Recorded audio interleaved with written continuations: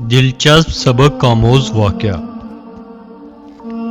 ایک بادشاہ نے کسی بات پر خوش ہو کر ایک شخص کو یہ اختیار دیا کہ وہ سورج غروب ہونے تک جتنی زمین کا دائرہ مکمل کر لے گا وہ زمین اس کو الٹا کر دی جائے گی، اور اگر وہ دائرہ مکمل نہ کر سکا اور سورج غروب ہو گیا تو اسے کچھ نہیں ملے گا۔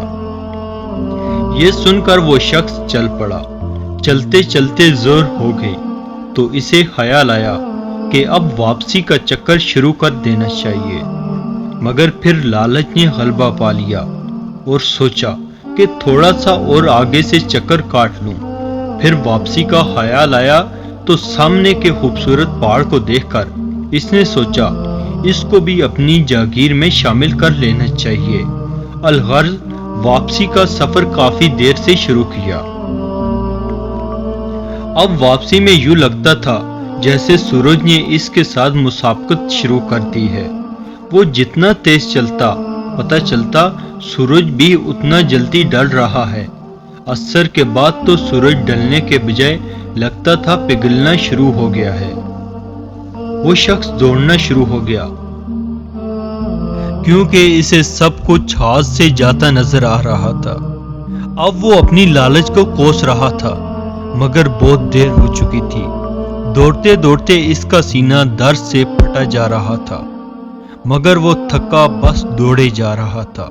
آخر سورج غروب ہوا تو وہ شخص اس طرح گرا کہ اس کا سر اس کے سٹارٹنگ پوائنٹ کو چھو رہا تھا اور پاؤں واپسی کے دائروں کو مکمل کر رہے تھے۔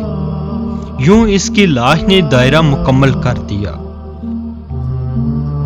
جس جگہ پر وہ گرا تھا اسی جگہ پر اس کی قبر بنائی گئی اور قبر پر کتبہ لگایا گیا جس پر لکھا تھا، اس شخص کی ضرورت بس اتنی ساری جگہ تھی جتنی جگہ اس کی قبر ہے۔ اللہ پاک نے بھی اسی طرف اشارہ کیا ہے، والحصر ان الانسان لفی خسر۔ آج ہمارے دائرے بھی بہت بڑے ہو گئے ہیں، چلیے واپسی کی سوچتے ہیں۔ اللہ پاک ہمیں موت سے پہلے موت کی تیاری کی توفیق نصیب فرمائے اور خاتمہ بالخیر فرمائے، آمین۔